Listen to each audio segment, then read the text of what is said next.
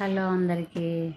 ఈరోజు మా ఇంట్లో chicken pulao and chicken curry ఈజీగా చేసుకునే పద్ధతి.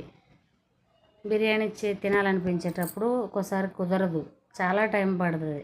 దానికోసం అన్నమాట చికెన్ ఉప్పు, కారం, పసుపు, గరం మసాలాలు, అల్లం వెల్లుల్లి పేస్టు, పెరుగు వేసి నిమ్మకాయ కలిపి పక్కకు ఉంచుకోవాలి.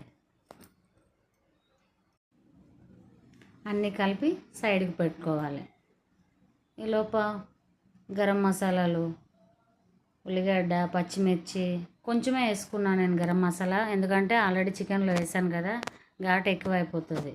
దానికోసము ఇది బ్రౌన్గా అయింది.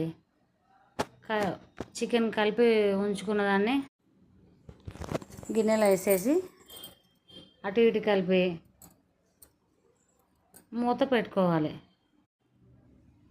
చికెన్ కుక్ అయినాక 2 గ్లాసులు బియ్యానికి 4 గ్లాసులు నీళ్ళు పోసుకున్నాను నేను. వాటర్ వేసుకున్నాక, వాటర్ బాయిల్ అయినాక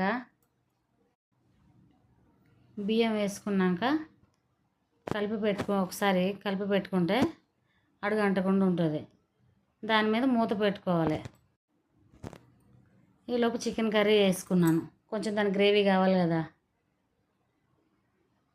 కొంచెం అటు ఇటు పైన కలిపినాక ఈలోపు కూర కూడా అయిపోయింది. నాకైతే ఇలా ఈజీ అనిపిస్తుంది బిర్యానీ కంటే. నాకు రాదు కాబట్టి బిర్యానీ కష్టం అనిపిస్తుంది. ఇలా అన్నం అయిపోయినాక కుక్ అయిపోయింది, బిర్యానీ చికెన్ పులావ్ రెడీ. పైన కొంచెం నెయ్యి వేసుకుంటే బాగుంటుంది. ఈ రోజుకైతే మా కర్రీ, మా చికెన్ పులావ్ నాకు నచ్చింది.